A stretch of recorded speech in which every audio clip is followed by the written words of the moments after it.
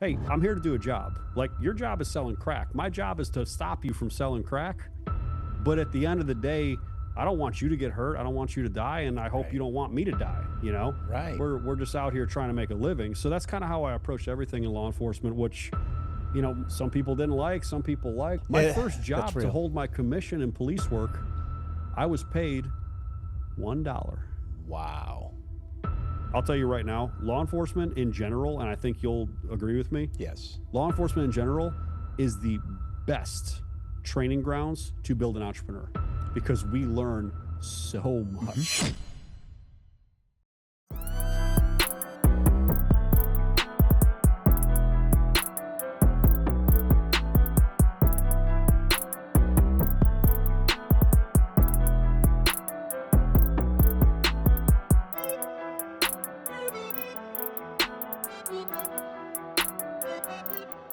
Welcome back to the IA Guy, a police podcast here with your host, Marlon Marachi. Another special guest, man. 2025. Look, I got to brag just a little bit because right now it's 78 degrees and wonderful Granada Hills for all my 818 San Fernando Valley. If you're familiar with Los Angeles, it's in the 70s. And I know there's a lot of my ex-FTOs and my colleagues are living in where? Tennessee, Texas, Idaho. And lately, there's been some of you in Missouri and a lot of you in Florida. So Florida doesn't kind of count because it kind of gets warm, cold, but there's storms, which brings me to my next guest. And of course, we're all special. But hey, Tomo, let me ask you this, bro. Just out of curiosity, I do know you told me that here you are, I believe, 21 years old. You were in college and you were running a family-owned business. I suppose you said you were a bartender as well. So the very first thing we need to know for sure is what is your go-to drink when you were a bartender or when you were in that environment? So my family owned a bar and restaurant. I was actually the cook. Okay. So I was the guy cooking the food. I was also eating a lot of food. I was a competitive bodybuilder from age 17 on. So I was eating, pounds of chicken breast that I was making on the grill at my family's restaurants. Cost them a fortune, I guarantee it. I wasn't much of a drinker back then. I was focused on the bodybuilding and the fitness stuff. Okay. I didn't really even start drinking, actually, oddly enough, until I became a cop. You know what they say, what is it? Booze and babes, man. That's what gets you in trouble. And we're going to talk a little bit about that, right? We got a journey to explore, if you will. Hey, man, thanks for showing up. I've been following you, very impressed with what you're doing. I had no clue that you were in law enforcement until I actually saw one of your clips. And I say, I got to get this guy on because you and I can agree that everybody has an internal affairs story. And I'm sure, and here's my question to you right off the bat is, out of curiosity, when you saw this content or this internal affairs, a police podcast, what were your thoughts? And you're thinking to yourself, what is this guy? Who is this guy? And what is he doing? Talk to me. I saw IA guy on this screen. I see your interaction. I mean, and again, I know you've been following me for a minute. I think I followed you for a little while now, and I see these clips coming up. I'm like, oh boy, he wants to do a podcast together. I said we're gonna bring up some old memories, But it's so funny. My experience with IA, as much as it, everybody's experienced it. Any cop that's actually done any work has went to IA. Is that kind of like how it goes? Right. That's kind of, yeah. And if I may interject, please. I would suppose I'm more interested in the fact that, look, you've seen a lot of these police podcasts. We're everywhere. And by the way, I'm the first one to tell you, you know what, there will never be enough of us to get our voice out there to let people know what we actually do. And you're part of that thin blue line. You're part of that family. And with that being said, I was just curious, internal affairs, who the hell would want to do something like that? Because there's some doubters. Yeah. What do you think? Yeah. I mean, I like it. I like when I see people talking about the reality, of what this even means. I mean, you're talking to guys who are going through these IA stories. It's a real thing. It's part of police work. Right. I think it's part of, if you don't have an IA where a policy was written about you, you didn't step outside into that gray area a little bit, you know. And I don't know, are you even doing your job at that point? I've had a couple policy revisions due to my actions. I won't lie, you know. But that's what the job's about. It's part of it, Yeah. you know. But again, if it wasn't for IA, I wouldn't be in the position that I am now. We can talk about that. I'm sure you're going to have a bunch Yes, of questions absolutely. about it. So let's take a trip down memory lane, and here you are at 21 years old. You're, hell, we're old enough to drink now, but you're this, you're going to be the next. God, I forgot that bodybuilder's. The next Ronnie Coleman, right? Ex-cop, right? He's an Ronnie ex. Coleman was a beast. Yeah, he was a beast, and he was one of us, right? He was a cop. Yeah, he was. And so at 21, if you don't mind sharing, what kind of made you decide to get into law enforcement? You can kind of walk us through that experience, if you will. You know, it's funny. I have frequently called myself an accidental entrepreneur a lot. And it's the exact same way with my law enforcement career. I want to say I was an accidental law enforcement officer. Not that it was an accident, like, oh, I slipped, fell, got a badge. But I was in college. I was doing nothing. I was, screwing around like most people do in college. Right. And I didn't know what to do with my life. I think I was studying maybe exercise science or something that would have been completely useless, like most of the degrees out there. And I was personal training, and I hated it. But I was in great shape. I was a very capable person. Did a little bit of fighting here and there, and in training wise, and maybe some bar fights here and there. As a young lad. And two of my buddies that were living across the street, they were like, "Hey, we just graduated from police academy. You'd be great for law enforcement. You're not doing anything with this personal training stuff. You hate it. You don't know what to do with college. Why don't you just try?" But there's a tryout, because back in the day, and I'm sure any of the guys that are older than probably 35 know that you had to kind of test in to get to police academy. Back in the day, where now I think you can just kind of waltz in. So I don't know. I don't know anymore, but I've seen some things. So I had to do a physical test to get in. So I had to do the mile-and-a-half run in a certain time, push-ups, pull-ups, sit-ups, all that stuff, breeze through it. And because I was kind of doing nothing, the next thing I knew, I was enrolled in police academy. And that's literally how my career started. It was like a total just, oh, shit, I guess I'm a cop now. Right. And went through the police academy. I did well.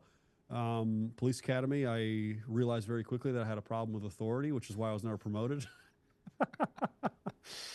Might have been why I got an IA a couple times. Right. But, it was an amazing start, and I wouldn't trade it for the world. I wouldn't trade my law enforcement career or any of that stuff that happened in my law enforcement career for anything. It turned me into the man I am. And I was just going to echo that. I would suppose it shaped you to who you are today and what you're doing today. Let me ask you this, Tomo. When you're in the academy, just out of curiosity, what did you find most challenging about that particular part of your life?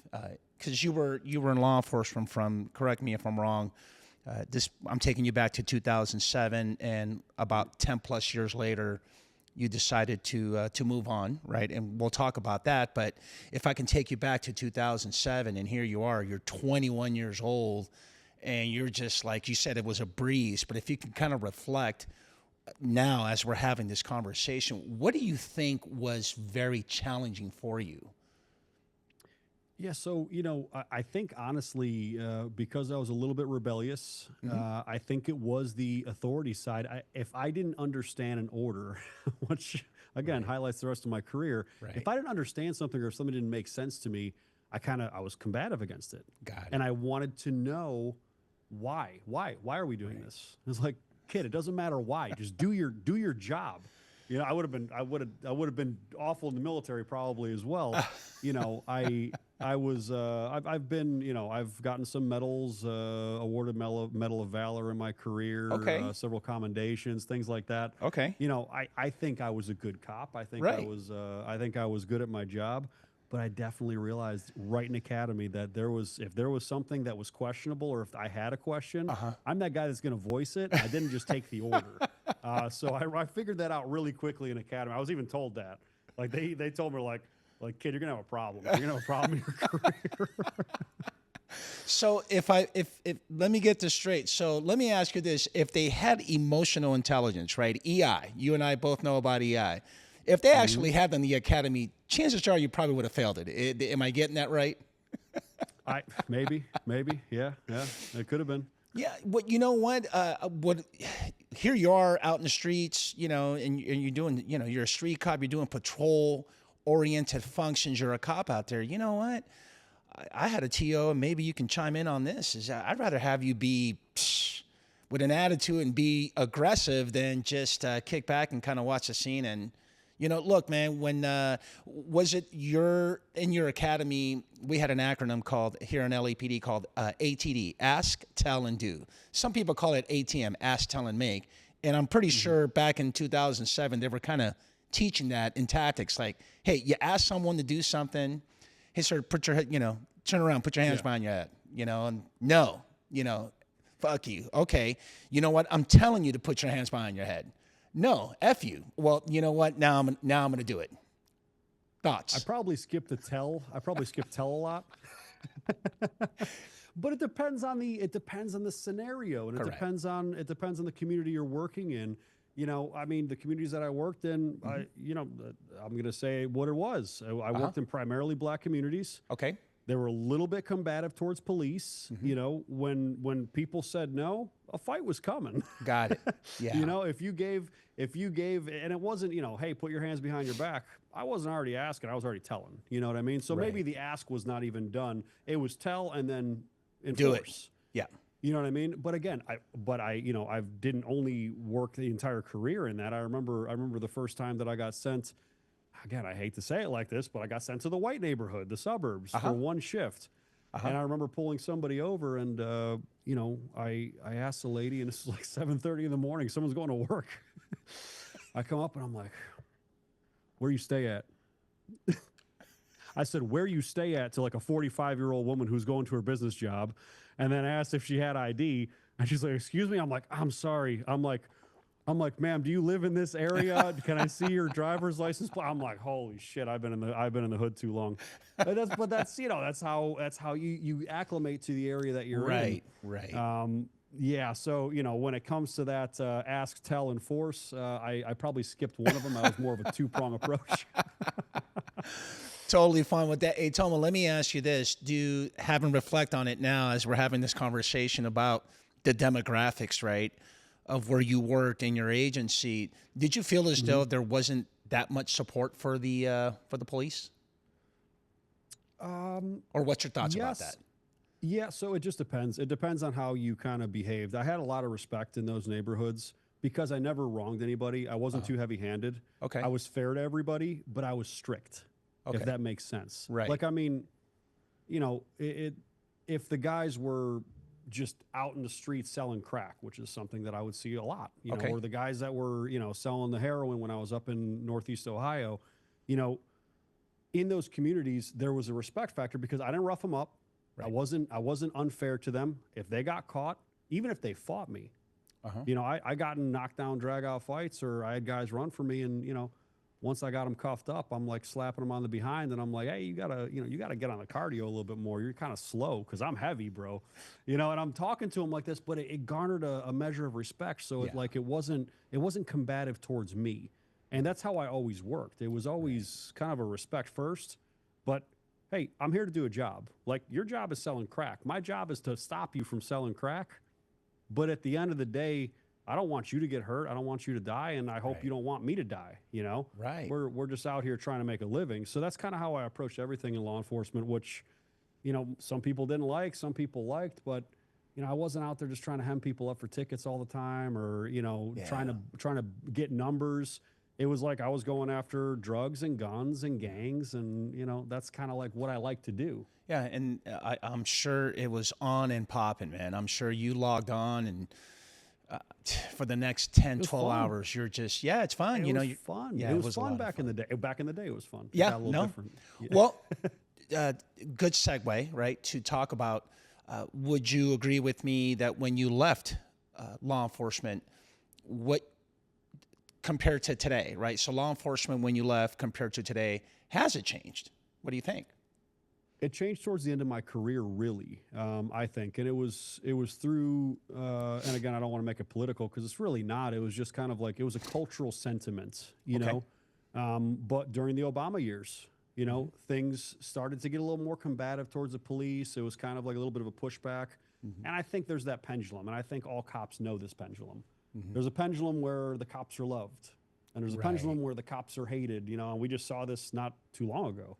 Right. The George Floyd situation. 100%. So some of those situations were happening during the tail end of my career, and the agency that I last worked for here in Florida, that it was a little bit liberal leaning, left leaning politically, and they were kind of like, hey, maybe don't go so hard and heavy. And I was getting yelled at towards the end of my career. They're like, hey, we're hearing that you're harassing the black community. And I'm like, the whole community is black. Who am I harassing? And I was like, who's complaining? And they're like, well, we're hearing that you're coming up to people and shaking them down. You're out of your car a lot, and you're getting, they're saying you're forceful. I'm like, the crack dealers are saying this? I'm trying to comprehend this. But it turned into a thing where like they didn't want complaints. And they didn't want it, kind of like almost handcuffed the police where we kind of couldn't do our job anymore. And that was towards the last couple of years of my career. And I'll say it, like a lot of people have said, I guarantee on this podcast and many other law enforcement podcasts, once that happens, you kind of check out. You're not even really doing your job. You're just a babysitter. You're just going call to call. Well, I'm going to just go to domestic calls all day, all night for the rest of my career. That's not how I want to operate my police work, Yeah, spot on, brother. If I may chime in and add on to that is, I did have a guest not too long ago who told me you should be paying attention to everything involving the criminal justice system. So wherever you're going to work, pay attention to the DA, pay attention to your district attorneys, pay attention to the community. Like you said, the pendulum, right? Some are very supportive, some are not. And I couldn't agree with you more about the summer of love in 2020, where we are just and I don't like talking politics, but I love talking public safety. Whichever side of the aisle you're in, public safety should always be number one. And when you start posturing and saying that we should defund the police, that doesn't kind of make sense to me, considering that you haven't been in my shoes. One, two, you got to call 911. That's always been my argument. No matter what you think about law enforcement, no matter what experiences you've had in the past, present and future, you know what? You got to call 911. And guess who's going to come help you? We are. And so to that sentiment, I couldn't agree with you more. I think that we should and here's the deal. Your story is similar to mine, where I was a little older. I was 28, 29, just got out of the Navy. But my best friend influenced me to do this career, no any different than your buddies. And I didn't even think about anything that, of what I just mentioned. I just thought that, this is going to be a great job. But my friend told me this is academy, like, dude, you got to get on. You got to come on and do this, bro. And so I did. But what I didn't realize, to your point, is, well, hold on a second. If I'm risking my life every single day, I put on the uniform and I log on and, we call it over here, we're pushing the sled, responding to radio calls. Dude, I'm going to arrest you. And by the time I book you, right, I go to the jail, I'm in the heliport, I book you, go through booking procedures. And by the time I get back to the station, dude, you're out. Yeah. What sense does that? Yeah. What sense does that? What difference am I making, considering I'm taking a bullet for what, 80 grand? Some agencies in Ohio would have meant it's even less if you're lucky, right? So, what's your thoughts on that? What do you think?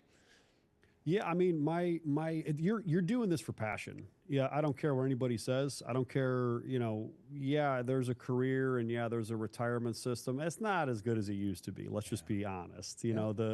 The cops and the careers of the 70s, 80s, and 90s, where they left off. And I mean, NYPD, maybe you get a pretty good pension system out of it. Maybe LAPD you do as well, by the way. You probably get a good pension system out of it. But most of the smaller agencies or medium-sized agencies, you're not getting paid anything.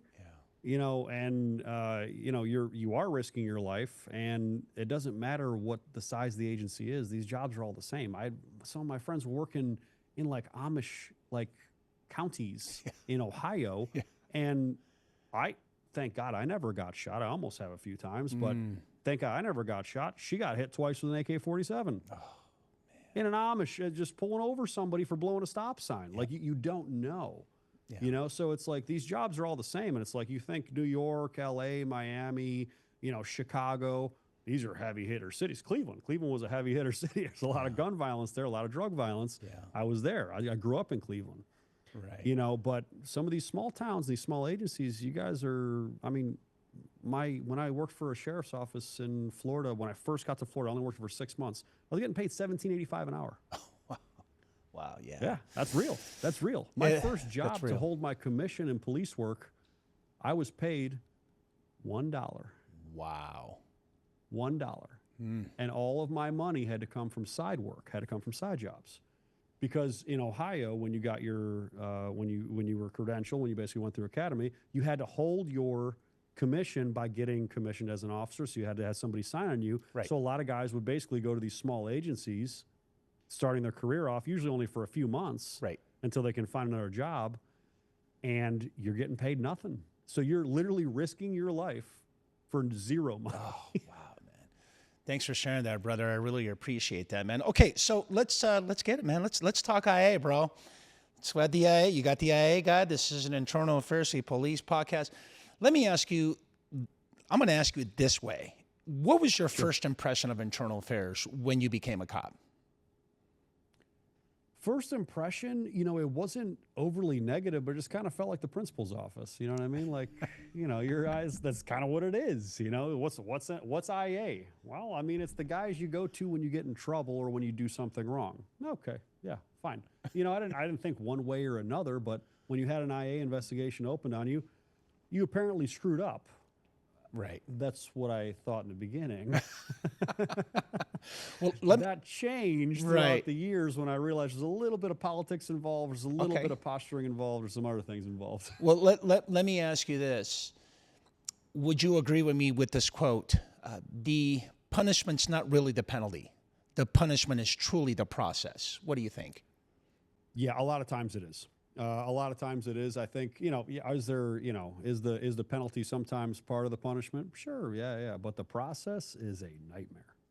Process and what it can do to you outside as well. And when I give you my what I consider my nightmare IA story, and I've had a few, you know, none of them were really nightmares, but my last IA story, Talk to me. IA story that I left my career for. Oh, wow. You know, yeah. So this is the reason. You know, I basically had an IA pulled on me, and I ended up after I was cleared, and they were like, "Hey, everything's gonna be fine." I'm like, "Resign, done." That's how I walked. You know, so that was my final IA story, and Wow. that was my last days in law enforcement. Talk to me. How did it all go down? So I was in my place where I was not really wanting to do the job anymore. The job really wasn't what it used to be. I was told, hey, be gentle, hug them, don't go after the bad guys how it used to be.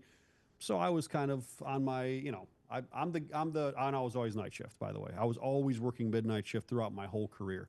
And while working midnight shift, you have a couple pops of some stuff, and then a lot of times you're kind of just sitting there, whether you're writing reports if you had a busier night, or you're watching, depends on what era we're talking about, Netflix or the portable DVD players, waiting for a call to come because nobody's around. Right. So, I was kind of just chill in my last couple of years. And this last year, this was 2018, I decided to put in for the FBI. I'm like, you know what? This job I've had enough of it. I want to do something different. I want something bigger for my life. And I'm like, what's the next step? Feds. Cool. All right. Start going through the process.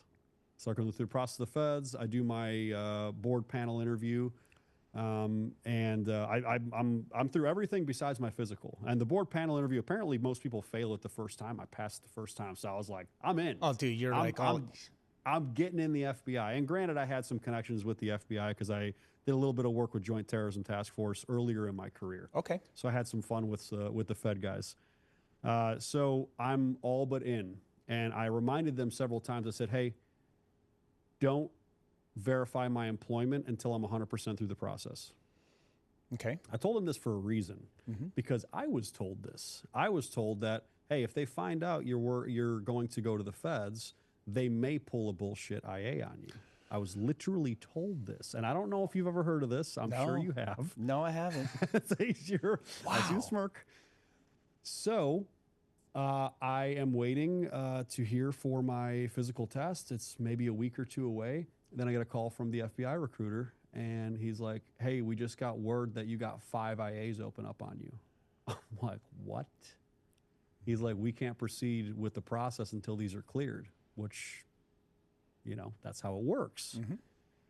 So this IA was opened up on me, and they threw multiple books at me. They claimed that I was lying. They claimed that I was deceitful in multiple different ways, and it was all stemming from a BS domestic call. And the domestic call wasn't really even a domestic call. It was between a known hooker and someone else, possibly a John.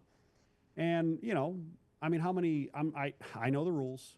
And this is why the rules exist. You're supposed to take a report on every single even potential for domestic.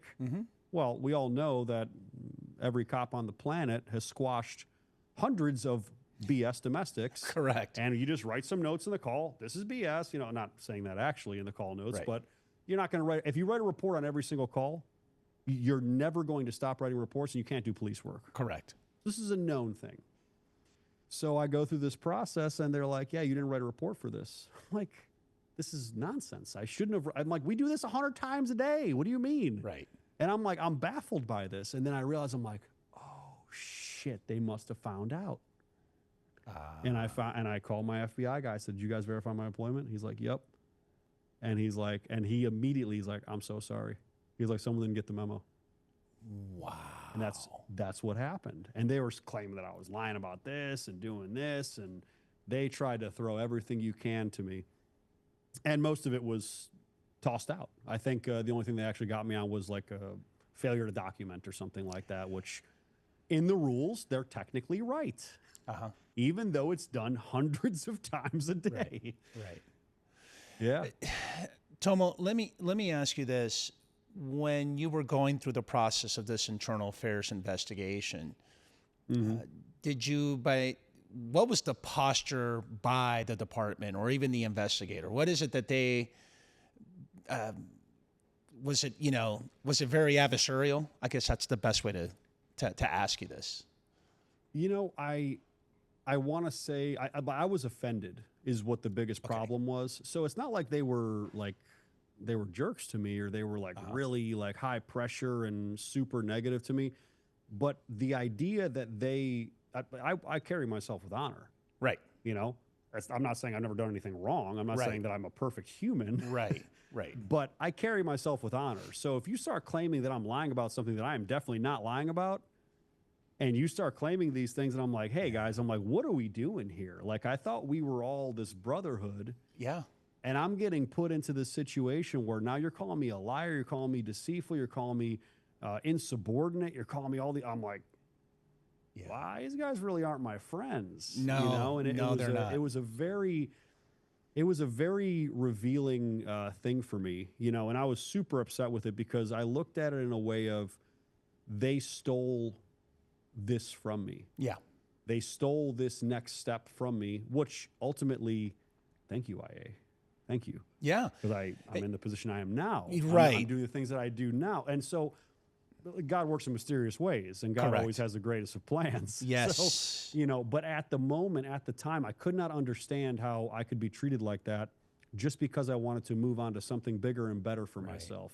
It was a very interesting thing. And, I had the FOP and everything like that, and my FOP rep, and he's negotiating with IA, and ultimately it went to the chief's office, and the chief sat me down, and my IA guy, or my FOP guy had no clue I was doing this, by the way. I had it in my pocket. He had no clue that I was going to resign. Okay.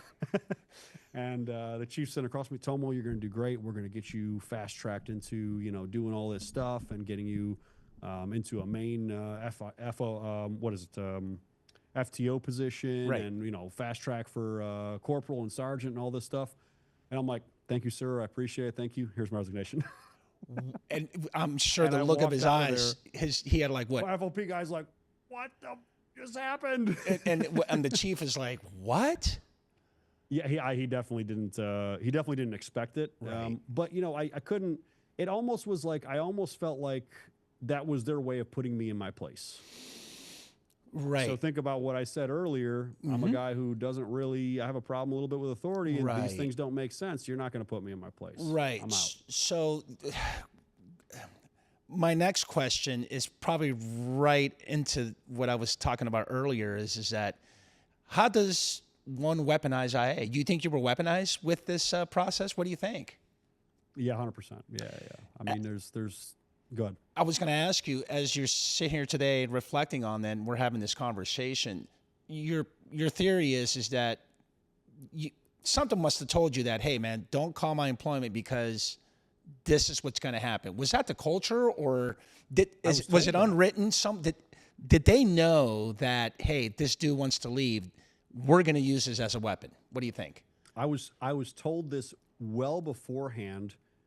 Over the years, I was told that agencies have in the past done this to people where they wanted to move on to bigger and better things, and when they did that, their agencies would stop them from doing so. And I'm like, that doesn't make any sense. Yeah. Why would they do that? Yeah. I don't understand. I still don't understand it, brother. You're right. I still am baffled by this entire idea of it.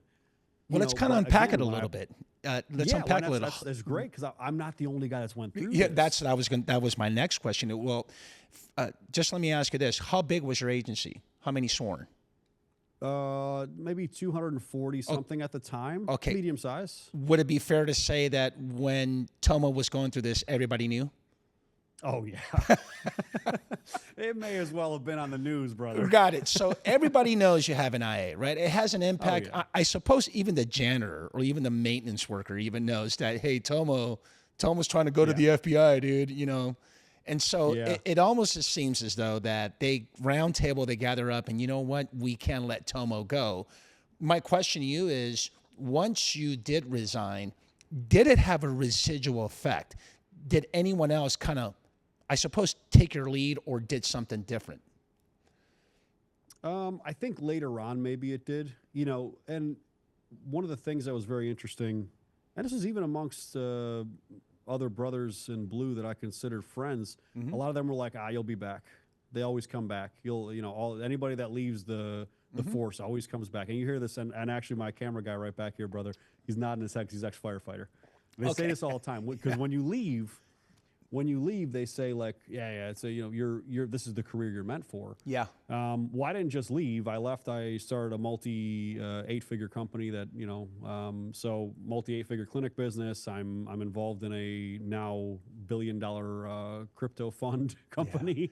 Yeah. I have a media company. I'm doing business internationally. So I really took it, and I'm like, okay, screw all you guys. I'm not coming back. I'm not only not coming back, I'm taking all the stuff that I learned in this career, which I think is, by the way, I'll tell you right now, law enforcement in general, and I think you'll agree with me. Yes. Law enforcement in general is the best training grounds to build an entrepreneur because we learn so much. Mm-hmm.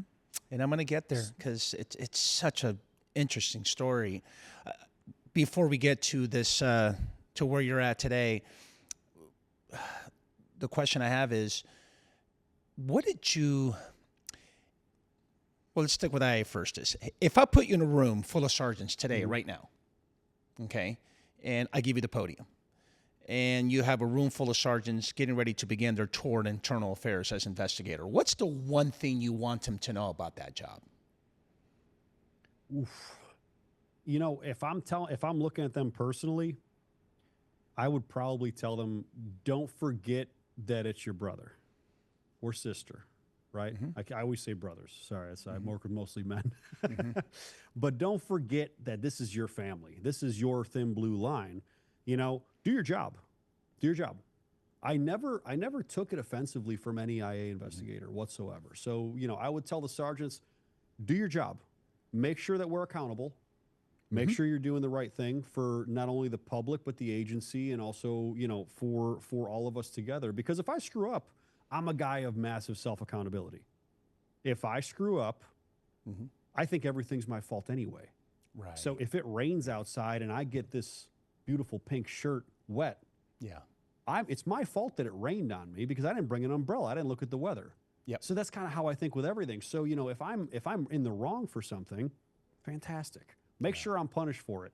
But don't treat me like I'm different than you. We both wear the same badge. You just work in a different department. So that would be the piece of advice that I would give. That's awesome. I know you're speaking from experience. Let me ask you this. This is an interesting question. You are an entrepreneur. You run multiple businesses and operations. Do you really think we are a thin blue line? Let me ask you it this way. Are we really a family, or are we just really employees? What do you think? I hate to be, I don't want to be pessimistic about this. I think it's gone awry. I think it's gone awry a little bit. I think when I first started, that thin blue line thing was a real thing. I remember going to Police Memorial Week early in my career. Okay. And the brotherhood that I saw there, and and your friends were cops. Yeah. Your friends were other cops. 100%. And agency to agency, Yeah. You had this mutual respect thing going on. You had this mutual brotherhood going on because you all knew that we all did the same thing. And this job is not easy. We see dozens of times a day, usually the worst time of someone's life, like one of the worst situations of their life. We get to live that over and over again for days and weeks and years and a whole career, where we are constantly put in the position of seeing people's worst days.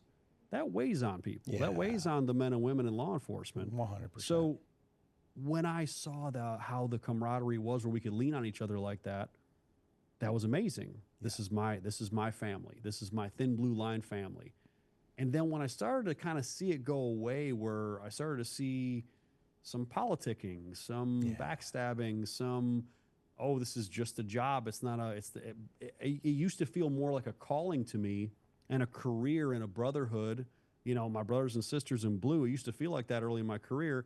And there was a time when it just kind of went away, and I don't understand really what happened there. Yeah. It saddens me, but I still have a lot of friends, and every time I meet a police officer or even a firefighter guy, even though we mess with firefighters. Well, they love firefighters. Everybody loves firemen, bro.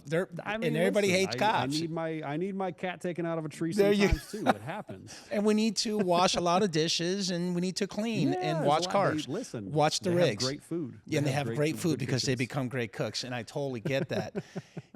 Tomo, let me ask you this. Well, to that point, and one of several reasons why I decided to launch this podcast is that internal affairs, that function, has that core, because you and I can agree, and correct me if I'm wrong, look, Christmas is around the corner, right? Thanksgiving just happened, and hey, let's get a potluck. We're all coming in. We're the thin blue line. Oh, and by the way, Wednesday before Thanksgiving, get off work early because you're a good worker, and you get off early, don't worry about it in your shift. Here comes Christmas. Someone's the chief or the captain, command staff's going to come in with the Santa hat or whatever. Hey, I'll take your shift because you've been a great worker, and I'm here for you. But the minute you get an IA, you know what, Tomo? I can't talk to you. I can't even associate with you. As a matter of fact, everybody knows about this IA, and you're kind of in the island all by yourself. And here we are talking about what? The thin blue line. And yet we preach this transparency, if you will. And you know what? I got to call bullshit. We're not. Look, when you left, did anybody say, you know what? I am sorry for what I put you through? From the IA itself? No, not a single person. Actually, I don't think I ever talked to anybody in that IA investigation outside of my FOP guy. Right. The people that had my back, the biggest supporters were my guys on my shift. Yeah. That midnight shift, those were the guys that really had my back and that really were, the most supportive. Yeah. And they all knew what was going on. You know, it was like, it was so oblivious, but nobody wanted to, like, or it was so obvious, you know, nobody's oblivious to it. You know, it was so obvious that this is what was happening, that they did not want me. They wanted to tank my opportunity going to a different agency, going to the federal agency. And like, but nobody would say it out loud. I'm like, why is this happening? Why is this a thing? You know? And I still don't, like I told you, I still don't understand why an agency would not want one of their own to move up, because if anything, it would increase interagency relations. My opinion. That's what I think. Right. My Maybe thinking. I'm too practically thinking. Yeah. Well, my thinking is like anything else. It's pretty self-serving, right, on their part, and they didn't want you to leave. You know what? This is the culture by which no one leaves. You just don't leave this I didn't agency. think I was that well liked, brother. I didn't think I was that well liked. They must have loved me for real. Well, Like, yeah, there must have been some love, one, too. But then the thing is that there you go. We Look even at got that. the hearts going. We That's got the what I'm hearts saying. going, bro. But my thinking is that well, I mean, it's a little, you know, I suppose counterintuitive. Hey, if Tomo like doesn't like to follow orders and we don't like this dude, and we find out that the FBI wants him, I'm gonna tell the FBI, dude, this dude is stellar. Let's get rid of him. You'd think. My thinking is it's posturing, it's self-serving, and the culture is because they're old school, bro. I mean, bro, you're talking about. I mean, this happened in what 2017, 2008. No, this happened like mid 2010 Yeah, 2018. Yeah, so through the summer of 2018. Right. So that was about so 8. End of 2018. Yeah. Right. So that was about 8. Well, when you applied for the FBI was when? Back then? About 10 years ago. Yeah, Would that it was be early. It was early 2018. Okay, so think about that, man. It's 8-something years ago. This agency does not like to, dude, I got to go through a whole hiring process. I don't have good candidates. It's all me, me, me, me. You know what? It doesn't benefit the department, the chief, us, if Tomo leaves. So guess what? He's not leaving. You know, and Seems that's like a lot of effort.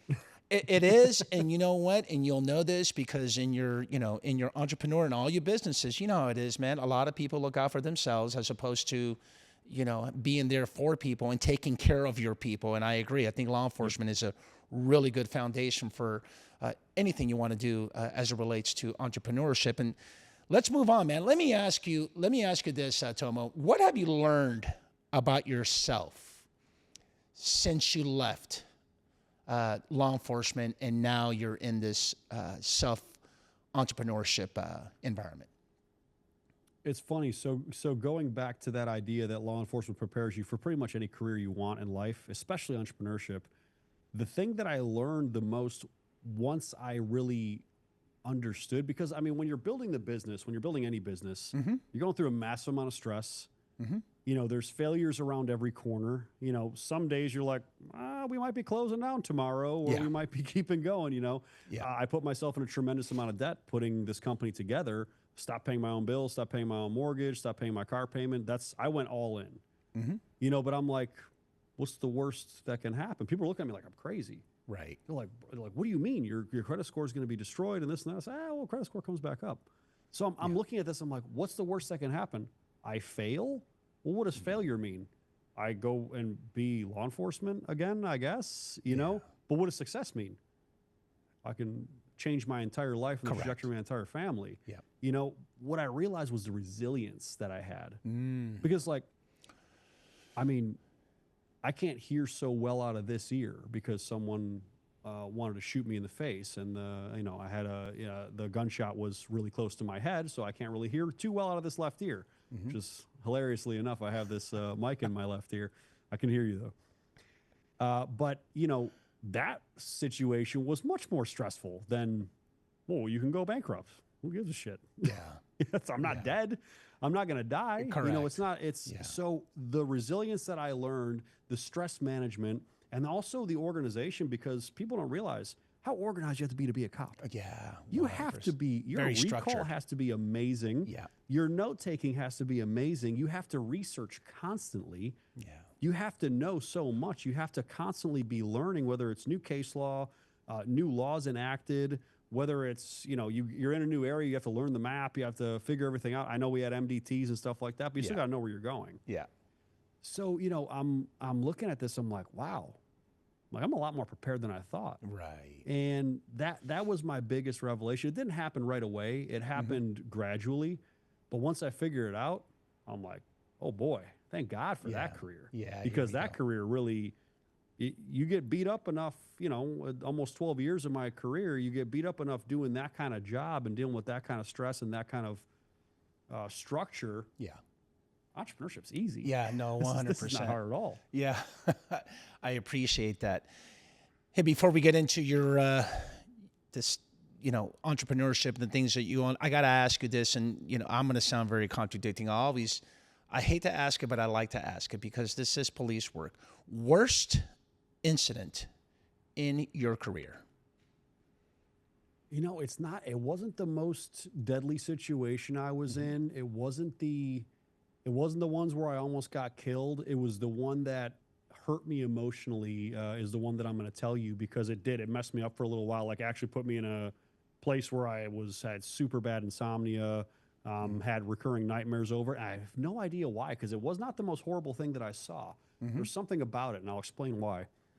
I was newly in Florida, and I was actually still in FTO. So I came from Ohio, from Northeast Ohio, Cleveland, and I came down to Florida. And before I got into Clearwater PD, where I ended my career, I was in a Pasco County Sheriff's Office. Okay. So I was never Starman before, brother. This is a different world for me, by the way. And let me tell you, the first time I saw a gator in my life as a police officer, I'm like, what am I supposed to do with this? Do I shoot it? Is it a belt now? What am I going to do here?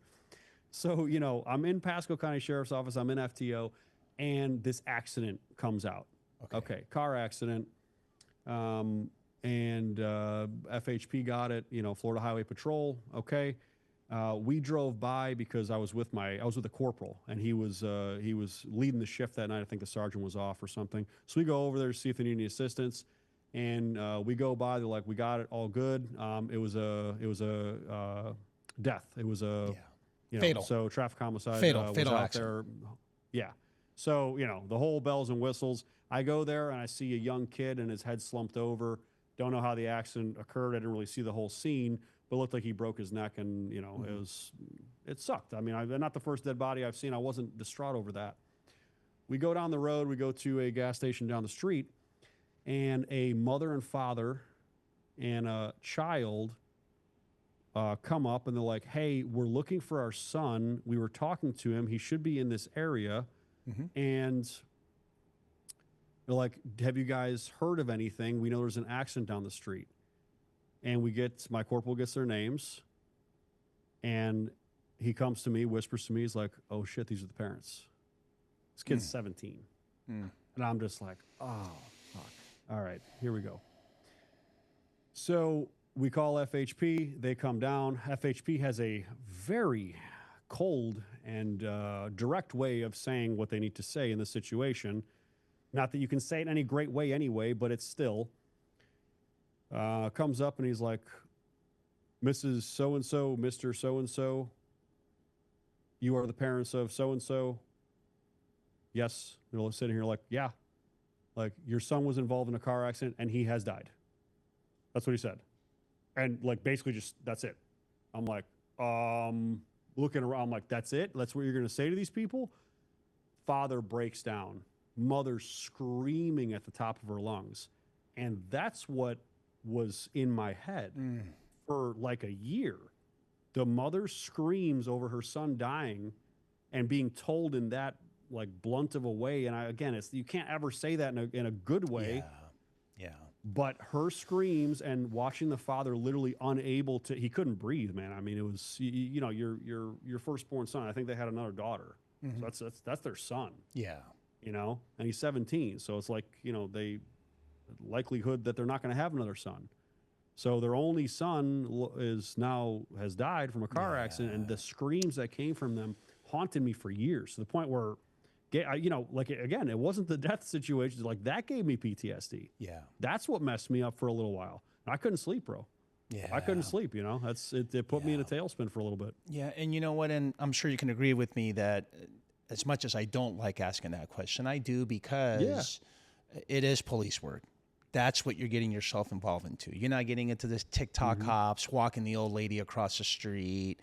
I mean, look, the job has great moments, but it definitely has a lot of tragedy that will bother you, right? You'll hold on to that for the rest of your life. You'll take it all the way to the grave. So I appreciate you sharing that with me. But again, that's why it's so important to have this thin blue line. That's why it's so important to have this brotherhood, because when you go through a situation like that, who else do you have to lean on? You're not going to tell your wife that story. You're not going to tell your girlfriend. You don't want to tell your mom that story. I don't care what age cop you are or who you have in your life. You don't want to talk about that to them because they're really not going to understand. And you really don't want to put that horrible image in their head. Right. You want to talk to your brothers and sisters in blue, which is that's why it's so important to have that community aspect and that thin blue line, because me and you can talk about, you understand. Yes, You 100%. get what I'm saying. You know, my firefighter guys get what I'm saying. They've been on these scenes. They had to see it. You know, they had to bear that weight as well. Yes. So, you know, when you have that kind of camaraderie, but then when you lose it, it's like you're almost lost. It's like, what happened here? You know, you lose this connection. It's like, who do I talk to now? Yeah. Hey, man. Thanks for sharing, bro. I really appreciate it, man. So talk to me, man. Let's go. Where are we at today? What are we doing? Tell me something exciting about your entrepreneurship, man. What's going on? Yeah. So I left law enforcement 2018 in the fall. I went and worked for a medical clinic doing hormone therapy, TRT, stuff like that, right? Okay. Which, by the way, for most cops, most of us need it because our high-stress jobs tank our hormones. Happened to me at an earlier age than it should have. So I became passionate about this, obviously through my years of bodybuilding and fitness and fitness modeling and things like that while I was a cop. So I go and I work for this company. I built it from about 750 patients or so to almost 4,000 in 9 months. Oh, wow. And I do this off the back of my social media because I had a cool social media presence at this time where I was the fit cop. I was a bodybuilding 6'3", 240-pound, 22-inch arm cop with a uniform. It was a good look. Yeah. You know what I mean? I think my following was like 70% women at that point for obvious reasons. You know, the women like the man in uniform and the big arms, I guess. Yes. But I used that and I built this company and I became an equity player in the company very quickly. So, you know, I get a portion of the company and I'm making more money than I ever had. I remember getting my first check. It was like 23 grand or something like that in 1 month. Wow. I'm like, this is like half my police salary. You know what I mean? I'm crying my eyes out. I'm like, oh my God, I made it. You know, I made it. Unfortunately for me, and again, God works in mysterious ways, because I would have stayed in that company forever. Yeah. I loved everything about it. Unfortunately for me, I get a tip about some nefarious activities coming from the ownership of that company, the main ownership. My industry and I'm actually right above my clinic right here. So Aspire Rejuvenation Clinic, my Orlando location, is directly below me. This is my private office up here. Okay. So in my industry of these hormones and peptides and anti-aging tech, there's a lot of illegal steroid use. There's a lot of illegal steroid, selling. So I found out there was some nefarious activities happening. I had to make a choice. Leave and go back to law enforcement, or leave and start my own clinic. That's what started my entrepreneurial journey. That's why I call myself an accidental entrepreneur. I never wanted to be an entrepreneur. Right. This is a pain in the ass, brother. It's a giant headache. I didn't want it. I love that he was doing all the admin stuff. I was just happy to get an equity play because I helped build that company. Right. So, as I started to progress through building this company, I'm going severely into debt. Stop paying my house payment. Stop paying my car payment. Leveraged all my credit cards. There were times when I'm the CEO, the CEO sounds cool, right? When you're CEO of 5 people. But when I was, an early CEO of this company, I'm a founder and CEO, and I'm going to the grocery store and I can't afford to buy groceries.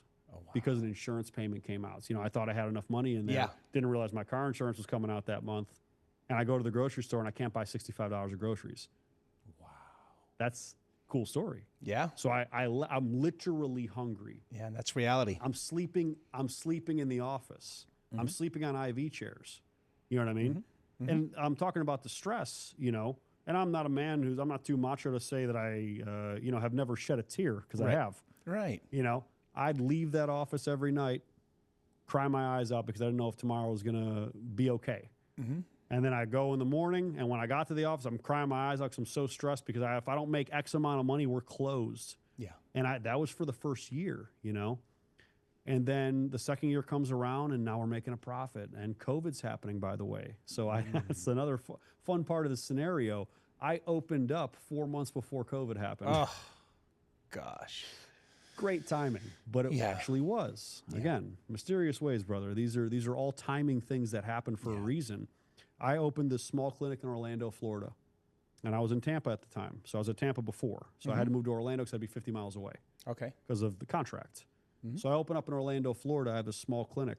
If COVID never happened, I would not be here in this position because COVID loosened the rules on telemedicine. So I realized that there's telemedicine practice, and now I'm using telemedicine to market to the whole country. So I built my clinic based on the principles that basically were happening for telemedicine during COVID when everything shut down. Instead of closing down like the state of Florida wanted me to, Right. and I was getting knocks to the door, like, hey, are you open? No, we're just cleaning. And then a patient would knock on the door. Come on in, John, let's go. That's how we operated for a little bit. Sometimes, you got to break the rules. Somewhat. So during COVID, we pivoted to this nationwide marketing strategy, and that's how I built my brand. That's how I built the clinic. And we were positioned basically doing this telemedicine across the country, and we grew like 700 to 1,000% month over month for well over a year and a half. Wow. Insanity. Yeah. Great timing. Great timing. I mean, sometimes it is about timing, and it's about where you are and position. Yeah. And if you're willing to take that risk, because a lot of people shut down and they took those, what were they, the COVID loans, what were they called? Yeah. A bunch of people got in trouble over Oh, those. yeah. 100%. Yeah. Yes. Yeah. You know what? So happy for you. I will say this. You've mentioned already a couple of times about being a man of faith. I always say this to not all my guests, because we do have, and call me Dr. Marachi if you want, but, or Pastor Marachi. But what I will say is this. Faith sometimes has it that you had to go through everything that you went through to get to where you're at today. There's 100%. That saying, all good things must be tested. And I had a commander early in my career, and shout out to Kyle Jackson from LAPD, who always tells me, Marlon, you know what? God does his best work through people. He uses people as instruments, whether it's good or bad. And your story and your journey is one to be proud of. Two, is one of perseverance and definitely of resilience. So I appreciate you sharing all that. And I seen you, and I knew there was something also about you, and I think that we kind of touched a little bit. I didn't want to, I know the last name, was a little trivial for me, so I didn't want to say Bosnian. I got it right. You're Croatian. Croatian, yeah. That's right. And you and I know that one of the best midfielders that ever played for Real Madrid, Luka Modric. Love that little dude. That dude is the best. We have that in common because I know your parents. I don't know if you were born or raised over there, but I know that your parents definitely were soccer. It's like a religion. Wouldn't you agree? Yeah. So my family fled former Yugoslavia. So we fled communism basically. Yes. So. I'm a big believer in what we have here in America, and I really hope that it stays the way that it is. But we came here. I'm first generation American born. Yeah. So I'm a first generation American. I was actually born not far from you in LA, actually in Arcadia. I was born in Arcadia, California. Oh, okay. So you know LA a little bit. Okay. I do a little bit. Yeah. So I was born out there. And then I was raised through my formative years in Cleveland, Ohio. Okay. So the soccer thing, the football thing. We call it. It's football. It's with football. Your foot, guys. Yeah, it's football. Of course. Come on. Yeah. So we're super excited to have the World Cup here in the U.S. Are you going to go to some games? Of course. You and I. Hey man, you're You let that younger brother or that one guy wanted him in patrol as a partner is the way I see it. Yeah. You have a friendship with me forever. Hey, man, we're going to wrap it up. I don't want to take too much of your time. I really, truly appreciate you coming on, sharing your journey. I'll leave the floor up to you and let the audience know, right? A lot of LAPDs here and a lot of people are watching and listening. What advice do you have for anyone that wants to come on to become a law enforcement officer? If you allow me, because you touched on faith, I want to read something to you real quick. Yes, because please. I think it's super important, and I want all the law enforcement guys to really take this in. And it's a prayer that I wrote almost 4 years ago. Okay. Okay, so this prayer, and it's funny that the sirens are going on in the background. I don't know if you can hear that. Okay, so I wrote this myself when I was going through a super trying time. God, I understand that everything is my fault. I understand the power that I hold in my mind and in my hands through concentrated and dedicated action. I am not and have never been a victim. I am grateful for the challenges and difficulties you have blessed me with and the opportunities that come from them. If I ask one thing, it's for more patience and understanding so I may walk through the flames of adversity with a smile. Spot on, brother. That prayer gets me through a lot where I'm just like, why am I going through adversity? Yeah. What's the reason for this? Why is this so important? I say this prayer, I'll have to say it sometimes a dozen times in a row, because I remember where I am right now was due to every bad and every good thing that's ever happened to me. So it's all part of the plan. Yeah. And I love knowing that. So whenever something bad happens, I'm like, maybe I get a little pissed off, maybe get a little sad about something. I'm like, man, my life's pretty fantastic. And if I just understand that this is part of the plan, you know, and also blessings, like blessings don't come without lessons. 100%. That's just how it works, you know? So, and I don't want to be too preachy on here, but if people just understand that all this bad shit that happens to you, even this IA, I'm not here without that IA. 100, spot on. You know what I mean? So, I agree. You know, my best advice, you know, for anybody that wants to get into law enforcement, it's a great career. I'm not sure how it is right now because I've been out of it for a little bit. I mean, 2018 was a little bit ago. You know? It is. This is post or this is pre-COVID. This is pre-George Floyd. The dynamics have changed. All I'll tell everybody, and my hope for everyone, is band together, have each other's backs, be brothers and sisters in blue. Just keep your head on a swivel. Don't worry about IA. Don't worry about IA. You're going to get it anyway. It's going to happen. If you're doing your job, you're going to get an IA, and take it as a badge of honor, because me and this guy, we've had him. Take it as a badge of honor. Don't worry about it, because if you worry about that action in the moment where you're supposed to pull that firearm or something, but you hesitate, that could be your life. And one of the things that I was told early in my career, it's better to be, better to be judged by 12 than carried by 6. 100%. That's awesome, what it is, bro. Guys. Don't worry about the jury. Worry about your casket, because you got a family to take care of. That's what you're supposed to be here. So, don't be haphazard, but, understand that they're really not your enemies. Sometimes they behave like it, but maybe we can change that culture with podcasts like this, and I hope it does. Thank you so much, brother. Hey, man, I know you're supposed to make it to the studio. I'm not far from Arcadia. We're in Pasadena. You have an open door invitation to come over here, and we'll talk some more stuff. And I can't say enough for thanking you for taking your time to letting us getting to know you, brother. I appreciate the questions. I appreciate the digging deep. This is what us law enforcement officers need to do more of. We need to talk more about this stuff. Because it's real. This is the real stuff in law enforcement. Yes, it is. And I'm happy that I have a new brother over here in California. I'm going to come visit you. I promise you. Yes. My travel schedule's been a little bit crazy. Yes. You have to get a hold of me. I would love to connect with you, sit down and chop it up, as they say. Well, we're going to wrap it up. Please, please, please be safe out there. Happy holidays. And like always, don't forget to go Code 6. Thank you.